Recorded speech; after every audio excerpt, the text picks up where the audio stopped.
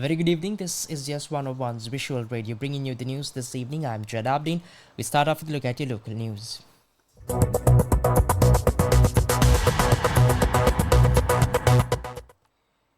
In your top story this evening, former Minister Duminda Dissanayake has been arrested in connection with the ongoing investigation into the discovery of a gold-coloured T-56 assault rifle at a luxury apartment complex in Vallavatta.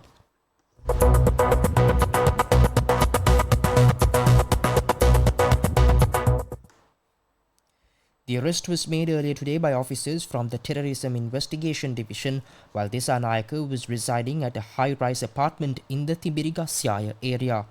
The investigation began on the 20th May when a Kazakh national and her mother-in-law were arrested after a gold-coloured T-56 rifle was found in their possession at an apartment complex.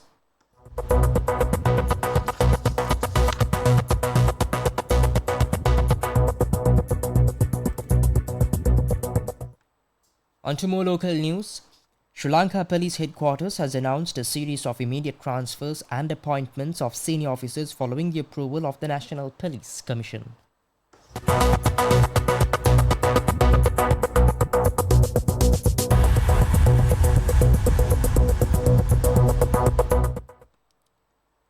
According to the official statement, the following senior officers have been reassigned.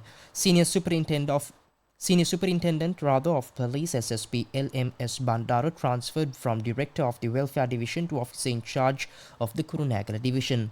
SSP AGUC Herat transferred from Officer in charge of the Kurunegala Division to Director of Police Headquarters Administration. SSP SPK Galage transferred from Munaragara Division to Director of the Welfare Division. SSP ICU Kandewata transferred from the Kegol Division to Officer in charge of the Tambutegama Division. Superintendent of Police SP KWG Tushara Sena transferred from Police Headquarters to the Western Province South Traffic Division. These appointments are effective immediately, confirmed Sri Lanka Police.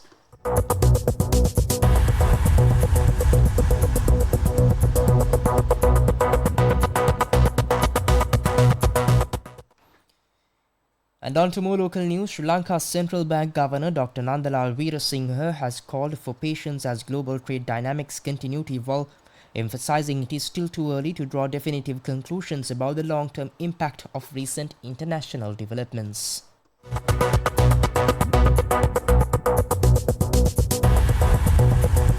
Speaking on the current state of global economic negotiations, Dr. Weerasinghe noted that while there is still uncertainty, recent signs suggest a gradual shift towards stability. He said there's a 90-day pause and governments are now engaged in negotiations. He highlighted recent moves by major economies such as the United States and the United Kingdom, which have announced new trade packages. Despite these developments, Dr. Weerasinghe cautioned that the final outcomes remains unclear.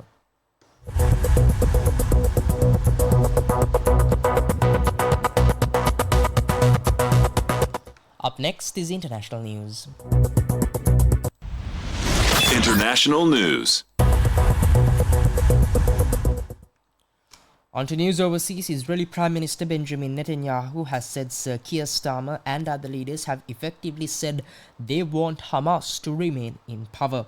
He also accused British, French and Canadian leaders of siding with mass murderers, rapists, baby killers and kidnappers.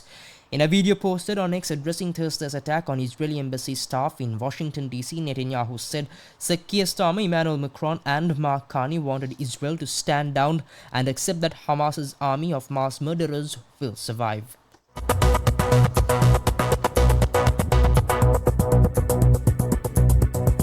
Up next is your update on sports. Sports news. In sports, it's cricket. In cricket, it is IPL. And Josh Hazlewood is firming to make a return to the IPL 2025 at the playoffs with Royal Challengers Bengaluru after coming through a period of rehab on a shoulder niggle back in Australia. Hazlewood, who missed RCB's last match before the IPL was suspended, returned home during the hiatus and has since been training in Brisbane as part of Australia's preparations ahead of the World Test Championship final. Now, Hazlewood has had an outstanding tournament with 18 wickets at 17.27 from 10 matches.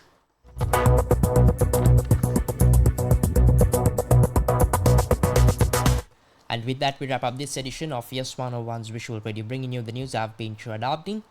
Have a nice day.